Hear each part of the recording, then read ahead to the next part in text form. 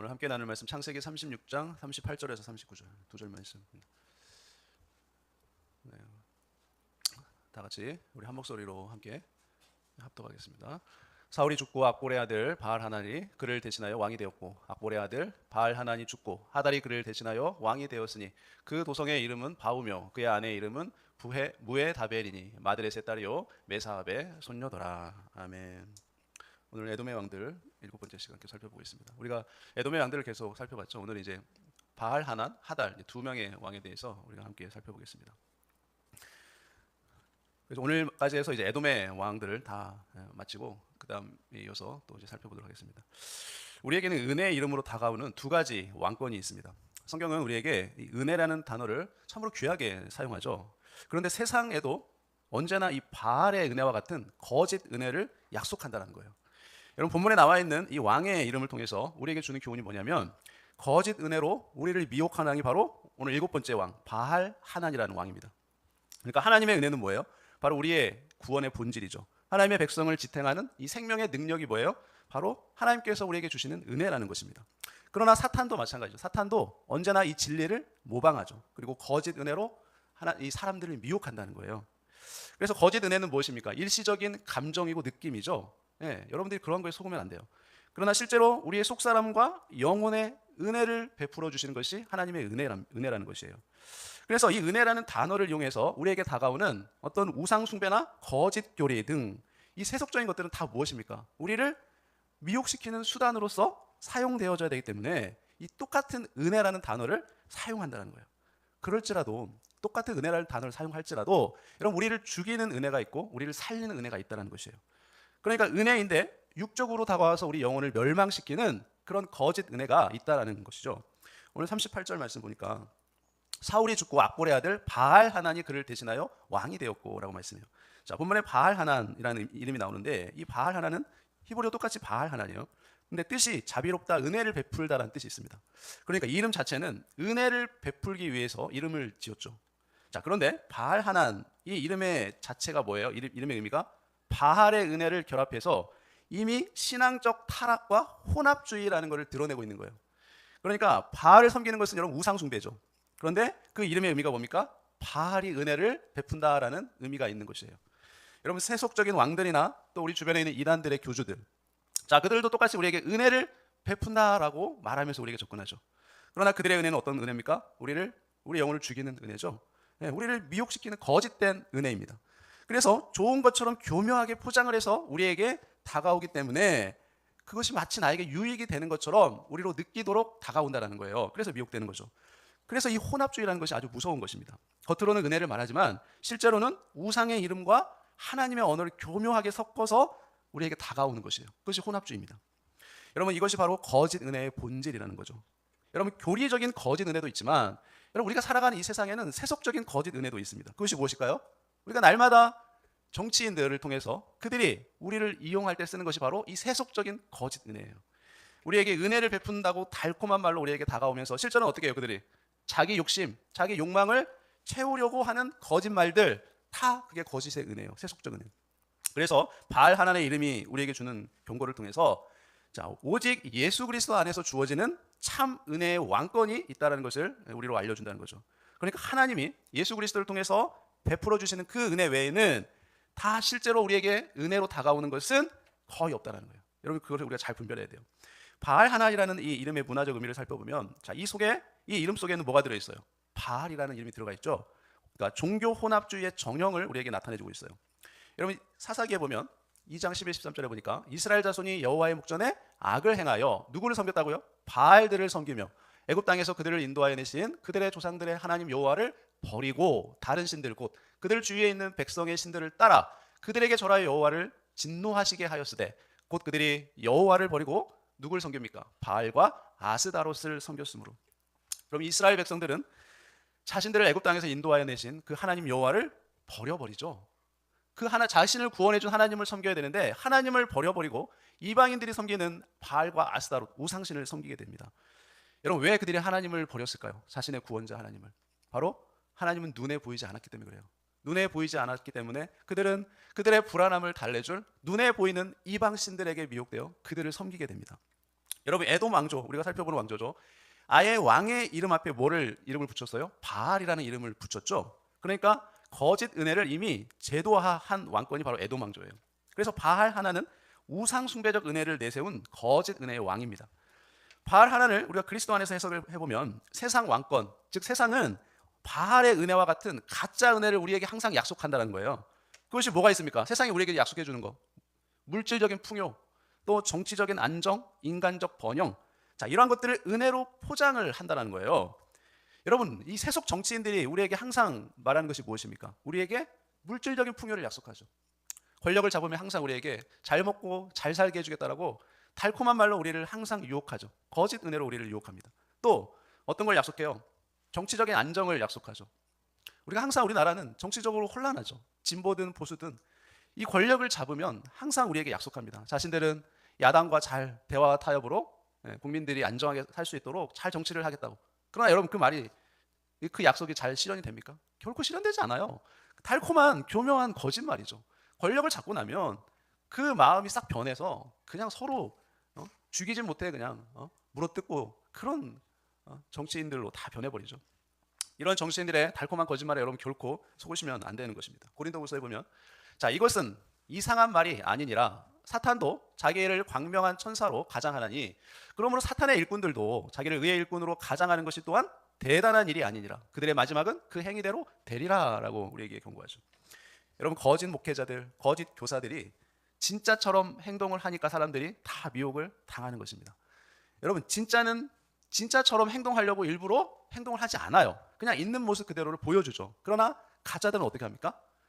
자기가 진짜인 것처럼 보여야 되니까 진짜인 것처럼 행동하려고 의도적으로 노력하는 것이죠. 사람들을 거짓말로 속이고 미혹하는 것이에요. 그러니까 의도적으로 그렇게 하니까 사람들은 결국 넘어가는 것이에요. 여러분, 왜 사람들이 사기꾼에게 사기를 당합니까? 의도적으로 사기를 치려고 하니까 그렇게 접근해 오니까 당하는 것이죠. 그렇지 않습니까? 자, 참 은혜는 오직 누구에게 있어요? 오직 하나님께만 있습니다. 그리고 참 은혜는 예수 그리스도의 복음을 통해서 우리에게 은혜를 베푸는 것이지, 예수님 없이 은혜를 베푸는 건 다 뭐예요? 다 거짓이라고 여러분 생각하시면 돼요. 요한일서에 보면, 요한복음 1장에 보면, 자, 우리가 다 그의 충만한 데서 받으니 은혜 위에 은혜로라. 자, 율법은 모세로 말미암아 주어진 것이요, 자, 은혜와 진리는 누구예요? 예수 그리스도로 말미암아 온 것이라. 모든 은혜의 하나님 곧 그리스도 안에서 너희를 부르사 자기의 영원한 영광에 들어가게 하시니가 잠깐 고난을 당한 너희를 친히 온전하게 하시며 굳건하게 하시며 강하게 하시며 털을 견고하게 하시리라 라고 말씀하죠. 그래서 바알 하나는 뭐예요? 우리에게 가짜 은혜, 혼합주의, 육적인 인간적인 충만을 우리에게 준다는 거예요. 그러나 예수님은 뭘 줍니까? 참 은혜와 진리, 영원한 충만을 우리에게 준다는 것이죠. 자, 그래서 세상의 가짜 은혜는 사람을 속이지만 예수님의 은혜는 뭘 살립니까? 우리의 영혼을 살린다는 거죠. 바알 하나님이 드러낸 왕권은 바로 이 거짓과 속임수였습니다. 그러나 예수님은 모든 은혜의 하나님께서 세우신 참 은혜의 왕이 되신다는 거죠. 자, 우리에게 주는 교훈이 뭡니까? 거짓 은혜를 우리가 잘 분별할 줄 알아야 된다는 거예요. 거짓 은혜. 여러분, 오늘날에도 거짓 은혜는 교회 안과 밖에 다 존재합니다. 여러분, 거짓 은혜는 교회 밖에만 존재하는 것이 아니에요. 교회 안에도 얼마든지 거짓 은혜가 존재합니다. 무엇이 있을까요? 물질적인 성공, 건강, 정치적인 평안, 이런 것들이 다 은혜로 포장해서 교회 안에 다 존재해요. 그렇지 않습니까? 여러분, 우리가 신앙생활을 하더라도 우리 안에 사람들의 마음속에 다 이것이 다 들어있어요. 물질적인 성공, 건강, 정치적 평안. 여러분들이 드러내지 않아서 그렇지, 다 이러한 것들을 가지고 비교하고 서로 평가하고 서로 시기 질투하며 교회 안에 참된 은혜가 없이 거짓 은혜를 가지고 살아가는 사람들이 교회 안에 있다는 것이에요. 에레미야 23장을 보겠습니다. 만군의 여호와께서 이와 같이 말씀하시되 너희에게 예언하는 선지자들의 말을 듣지 말라. 그들은 너희에게 헛된 것을 가르치나니 그들이 말한 묵시는 자기 마음으로 말미암은 것이 아니요 여호와의 입에서 나온 것이 아니니라. 항상 그들이 나를 멸시하는 자에게 이르기를 너희가 평안하리라 여호와의 말씀이니라 하며 또 자기 마음이 완악한 대로 행하는 모든 사람에게 이르기를 재앙이 너희에게 임하지 아니하리라 하였느니라. 여러분, 얼마나 달콤한 말로, 우리가 듣기 좋은 말로 우리를 미혹합니까? 거짓 선지자들의 특징이 무엇이에요? 자기 마음에서 나온 것들을 마치 뭐라고 얘기해요? 하나님께서 자기에게만 말씀하신 것처럼 그렇게 말한다는 거예요. 마치 하나님이 직접 자기에게 말한 것처럼 그렇게 사람들을 미혹한다는 거죠. 또 자기 말만 잘 따르면, 자기 말대로 하면 만사형통 모든 것이 잘 될 것이라고 사람들을 미혹한다는 거예요. 자기 말만 따르도록 한다는 거죠. 하나님의 이름을 빙자해서 온갖 달콤한 말로 사람들을 미혹하기 때문에 그래서 사람들이 넘어가는 거예요. 세속적인 은혜나 예수 그리스도를 통과하지 않는 어떤 계시나 은사들은 다 뭐예요? 거짓 은혜라는 것이에요. 그래서 은혜의 본질은 무엇입니까? 그러한 단순한 세상적 만족이 아니라 예수님을 통해서 우리가 구원받고 우리가 주님을 닮아가는 그 성화의 삶이 바로 은혜의 본질이에요. 자, 이러한 구원과 성화가 이루어지지 않으면 하나님께로부터 온 은혜가 아니기 때문에 그래요. 여러분 예수님을 믿고 구원 받으셨습니까? 그러면 여러분의 삶에 반드시 변화가 일어나게 되어 있어요. 하나님의 생명이 우리 안에 있는데 어떻게 우리가 변화가 없을 수 있겠습니까? 그래서 우리는 참 은혜의 왕이신 예수 그리스도를 바라보아야 한다는 거죠. 오직 예수 그리스도 안에서만 은혜와 진리가 충만한 줄 믿습니다. 에베소서 2장 8절 9절에 너희는 그 은혜에 의하여 믿음으로 말미암아 구원을 받았으니 이것은 어디서 난 거예요? 너희에게서 난 것이 아니요 하나님의 선물이라. 하나님이 주권적으로 일방적으로 우리에게 준 선물이지 이 은혜라는 것은 우리에게서 나올 수 있는 것이 아니라는 거예요. 행위에서 난 것이 아니니 이는 누구든지 자랑하지 못하게 함이니라. 그래서 은혜는 우리 행위에서 난 것이 우리 행위에서 난 것이 결코 아니며 하나님의 선물이다라는 거죠. 그래서 은혜 받은 자는 어떻게 살아야 돼요? 은혜 받은 자답게 살아야 돼요. 여러분 은혜 받았습니까? 하나님께? 그러면 여러분은 은혜 받은 자답게 하나님의 자녀답게 살아야 되는 것이에요. 여러분 참 은혜는 우리의 삶을 변화시킵니다. 우리가 변화되지 않을 수가 없어요. 하나님의 은혜를 받은 자라면 그리스도인들이 교회를 다니면서 복음을 듣고 구원받고 난 이후에 우리의 삶에 변화가 없다면, 변화가 일어나지 않는다면 우리는 어떻게 된 거예요? 변질된 거예요. 여러분 디도서 말씀에 보면 모든 사람에게 구원을 주시는 하나님의 은혜가 나타난다라고 말하죠. 그런데 우리를 양육하시되 경건하지 않은 것과 이 세상 정욕을 다 버리고 신중함과 의로움과 경건함으로 이 세상에 살고라고 말씀하는데, 자 우리가 은혜로 구원받으면 하나님께서 구원받은 사람을 어떻게 하신다고요? 성화시킨다는 거예요. 거룩한 사람으로 변화시켜준다는 거거든요. 그런데 어떻게 한다는 거예요? 자 우리를 양육하시되 경건하지 않은 것과 이 세상 정욕을 다 버리고 신중함과 의로움과 경건함으로 이 세상에서 살도록 한다는 거예요. 여러분 이것이 구원받은 이후에 우리의 삶의 성화죠. 자 그런데 성화가 안 되고 신앙생활을 하게 되면 어떻게 돼요? 변질되어 가면 결국에는 타락하게 돼요. 타락이란 건 뭡니까? 하나님으로부터 점점 더 멀어진다는 거예요. 그래서 우리는 나 자신을 잘 점검해 볼 필요가 있습니다. 내가 신앙생활을 하면 할수록 내가 성화가 되어 가고 있는가? 점점 더 하나님의 자녀답게 거룩해지고 있는가? 아니면 변질되어 가고 있는가? 점검해 봐야 되겠죠. 하나님께서는 우리가 구원받고 난 이후에 마치 부모가 자녀를 양육하듯이 우리를 양육해 가시는데 하나님의 백성답게 살도록 우리를 양육하신다는 거예요. 자, 참 은혜의 증거가 뭐냐면 은혜가 우리가 받은 은혜를 이제 흘려보내는 삶을 산다는 거예요. 여러분 우리가 은혜를 받았다면 그 은혜를 흘려보내는 삶을 산다는 것은 무슨 의미예요? 바로 성화인데 나눔과 섬김의 삶을 사는 거예요. 나눔과 섬김. 우리의 가진 것을 우리의 어려운 사람들을 향해서 베풀고 나누는 삶을 사는 거예요. 그들을 도와주고 섬기는 삶을 사는 것이에요. 그것이 바로 하나님이 우리에게 원하시는 삶이에요. 거룩한 삶, 성화의 삶. 거룩하다는 것은 구별된 삶을 사는 거예요. 세상 사람들이 자기 욕심과 자기를 위해서만 사는 삶이 아닌 그것과 구별된 내 것을 나누고 베푸는 섬김과 나눔의 삶. 예수님처럼. 예수님은 우리를 위해 자기를 십자가에 죽기까지 섬기셨잖아요. 그러한 삶을 우리가 살아가는 것이 바로 성화의 삶이겠죠. 성도는 거짓 은혜에 속지 말고 참 은혜 안에서 경건한 삶을 사는 것이 하나님이 우리를 구원하신 목적과 하나님의 의도인 것이에요. 그래서 바알 하나는 거짓 은혜로 사람들을 미혹한 왕이 바로 이 바알 하나입니다. 그러나 우리의 왕은 어떻습니까? 참 은혜를 주시는 예수 그리스도. 예수님이 우리의 왕이 되시죠. 그래서 거짓 은혜는 물질과 번영, 세상의 허영입니다. 그런데 그러한 것들은 다 어때요? 일시적인 거죠. 결국에는 다 사라지는 것들이에요. 그러나 참 은혜인 구원과 성화, 영생은 어떻습니까? 일시적이지 않아요. 영원히 남는 것이에요. 영원토록 남는 거. 히브리서 말씀에 그러므로 우리는 긍휼하심을 받고 때를 따라 돕는 은혜를 얻기 위하여 은혜의 보좌 앞에 담대히 나아갈 것이니라 라고 말씀합니다. 여러분도 다 이 하나님의 돕는 은혜, 때를 따라 돕는 은혜를 얻기 위해 은혜의 보좌 앞에 담대히 나아가는 저와 여러분들 되시기를 바랍니다. 자, 다음으로 에돔의 8번째 왕인 하단에 대해서 우리가 살펴보겠습니다. 여러분 인간 역사에서 왕권과 제국은 언제나 뭐를 추구합니까? 영광을 추구해요. 영광. 왕은 화려한 옷과 보석으로 자기를 치장하죠. 그러면서 뭘 드러내요? 자신의 위엄을 드러내려고 합니다. 그래서 군사력, 권세로 항상 자기를 과시하죠. 그게 세상 왕의 특징이에요. 창세기 36장 39절에 악볼의 아들 바알 하나님 죽고 누가 돼요? 하달이 그를 대신하여 왕이 되었으니 그 도성의 이름은 바우며 그 아내의 이름은 무헤다벨이니 마드렛의 딸이요 메사압의 손녀더라라고 말씀해요.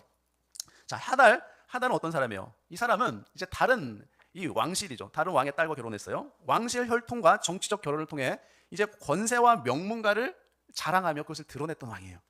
자, 하달은 히브리어로 하달인데 뜻이 명예, 위엄, 아름다움, 영광이라는 의미가 담겨 있어요. 그래서 하달은 왕실 혼인과 도성의 이름인 바우, 여기 바우라는 도성이 나오죠. 이 뜻이 뭐냐면 풍요의 집이에요. 풍요의 집. 그래서 마지막 왕권의 화려함을 자랑했지만 결국 어땠습니까? 그 왕조는 끝났습니다. 이 8번째 왕에서 끝나버렸어요. 역사에서 사라져버렸습니다. 하달의 의미는 그래서 뭐냐면 이 이름의 의미가 내적인 거룩보다는 외적인 장식과 권세의 아름다움을 의미해요. 하달의 이 문화적 의미를 보면 고대 근동에서 영광은 뭐냐면 부와 권세, 군사력, 혈통의 과실을 드러냈습니다. 그래서 선지자들은 이 영광의 허망함을 항상 선포했어요. 이사야서 40장 말씀해 보니까 말하는 자의 소리여 이르되 외치라 대답하되 내가 무엇이라 외치리까 하니 이르되 모든 육체는 풀이요 그의 모든 아름다움은 들의 꽃과 같으니 푸른 마르고 꽃이 시듬은 여호와의 기운이 그 위에 붐이라 이 백성은 실로 풀이로다. 자, 그래서 하달이 어떻습니까? 세상 왕권의 절정의 영광이자 몰락의 시작을 동시에 보여준 인물이 바로 이 하달이라는 왕이에요. 하달을 그리스도 안에서 해석을 해보면 그 왕권은 사라질 영광이었다는 거예요. 사람들에게는 영원할 것 같던 찬란한 영광을 보여줬지만 곧 사라질 영광을 보여줬던 거예요. 하달의 영광은 외적 권세와 가문의 자랑이었지만 결국 끝내 그 가문은 다 몰락하고 쇠퇴하는 가문이었다는 거예요. 요한계시록에 보면 바벨론의 그 영광도 한순간에 무너질 것이다라고 말씀해요.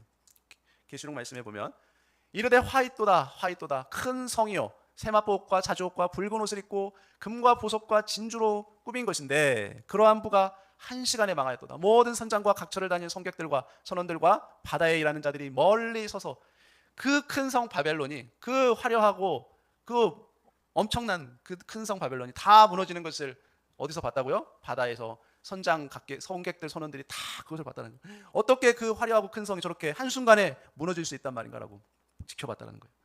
여러분 하달의 영광은 어떤 영광이었습니까? 아무리 화려했지만 다 사라질 영광이었다는 거예요. 그러나 우리 주 예수 그리스도의 영광은 어떤 영광이에요? 영원한 영광이에요. 영원히 사라지지 않는 영광. 왜냐하면 예수 그리스도는 무엇으로서 우리에게 오셨습니까? 하나님의 영광의 광채로서 우리에게 오셨습니다. 히브리서 1장에 보니까 자, 예수님은 하나님의 영광의 광채시요 그 본체의 형상이시라. 그의 능력의 말씀으로 만물을 붙드시며 죄를 정결하게 하시는 일을 하시고 높은 곳에 계신 지극히 크신 이의 우편에 앉으셨느니라라고 말씀해요. 자, 예수 그리스도는 이 십자가의 고통을 통해서 세상의 영광이 아닌 어떤 영광을 드러냈어요? 하나님의 영원한 영광을 드러내셨다는 거예요. 무엇을 통해서요? 세상의 화려함이 아닌 십자가의 고통을 통해서 하나님의 무한한 영광을 드러냈다는 겁니다. 그래서 하달은 세상 왕조의 끝과 사라질 영광을 드러냈다면 예수 그리스도는 영원한 왕조의 시작과 하나님의 참된 그 영광을 우리에게 나타내 주셨다는 겁니다. 계시록 21장에 그 성은 해나 달의 비침이 쓸데없으니 이는 하나님의 영광이 비치고 어린 양이 그 등불이 되심이라라고 말씀해요. 여러분 우리에게 주는 교훈이 뭡니까? 하달의 영광은 다 끝났으나 그리스도의 영광은 영원히 사라지지 않는다는 거예요. 여러분에게 그리스도의 영광이 있습니까? 그 영광은 여러분이 이 세상을 떠날지라도 영원히 사라지지 않는 영광이라는 거예요. 그래서 우리는 이 세상의 일시적인 영광에 집착하면 안 된다는 거예요. 여러분 눈에 보이는 이 세상의 영광이 부럽습니까? 여러분 그 영광을 가지고 싶습니까? 누리고 싶습니까? 그 영광은 한순간이라는 거예요. 결국에는 다 사라지는 영광이라는 거죠. 여러분 우리가 붙잡아야 할 영광은 무엇이에요? 영원한 영광을 붙잡아야 돼요. 영원히 사라지지 않는 영원한 영광. 오늘 우리에게 주는 교훈이 뭡니까? 첫 번째로 사라질 영광에 우리의 마음을 두지 말라는 것이에요. 여러분 이 세상의 부와 명예, 권세는 영원할 것 같지만 반드시 사라질 때가 있다는 거예요.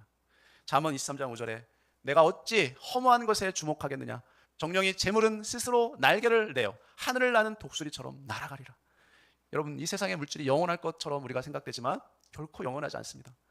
우리가 이것을 가지면 행복할 것처럼 생각되지만 결코 그렇지 않아요. 우리에게 참된 행복을 가져다 주지 않습니다. 잠시 잠깐뿐이에요. 여러분 영원한 것에 우리의 마음이 있어야 될 줄 믿습니다. 성도는 눈앞의 화려함에 우리 마음을 빼앗기지 말아야 할 것입니다. 둘째로 영원한 영광을 사모하라는 거예요. 베드로전서 5장 4절에 보면 그리하면 목자장이 나타나실 때 시들지 아니하는 영광의 관을 얻으리라. 우리가 잠시 받는 고난에 경한 것이 지극히 크고 영원한 영광에 중한 것을 우리에게 이루게 함이니. 세상 영광이 아닌 우리 주님이 주실 그 영광의 면류관을 바라보아야 한다는 거예요. 여러분, 우리가 이 세상에 살 때는 고난이 있죠. 어려움이 있습니다. 아픔이 있고 슬픔이 있어요. 물질이 없으므로 우리가 어렵게 살 수 있어요. 그러나 그것이 우리에게 끝이 아니라는 거죠. 잠시 받는 환난에 경한 것이 지극히 크고 영원한 영광에 중한 것, 여러분, 그것과 비교해서 어떤 것이 더 영원한 것인가 우리가 분별할 줄 알아야 되겠습니다. 셋째로, 지금의 영광의 주를 따르라는 거예요. 지금 영광의 주가 무엇이 있습니까? 고린도전서에 그런즉 너희가 먹든지 마시든지 무엇을 하든지 다 하나님의 영광을 위해서 하라라고 말씀하죠. 우리 성도들의 삶은 작은 일을 통해서도 하나님의 영광을 드러낼 줄 알아야 된다. 우리의 사소한 일을 통해서도, 여러분들이 집에서 무엇을 하든 누구를 만나든지 그 사소한 만남을 통해서도 하나님의 영광을 드러낼 줄 알아야 된다는 것이죠. 현재 신앙생활이 곧 영원한 영광에 참여하는 길인 것이에요. 결론적으로 말하면 하달은 에돔 왕조의 마지막 왕으로서 이 세상 영광의 절정을 우리에게 보여주었지만 동시에 그 영광의 끝이 얼마나 허무한 것인가를 우리에게 보여주었던 것이죠. 여러분, 세상의 영광이 부러우십니까? 여러분, 이 세상의 모든 영광은 무엇처럼 사라져요? 풀의 꽃처럼 그렇게 시들고 사라진다는 거예요. 언젠가는 다 사라지게 된다는 거예요. 그러나 예수 그리스도는 우리의 영원한 영광의 주가 되신다는 것입니다.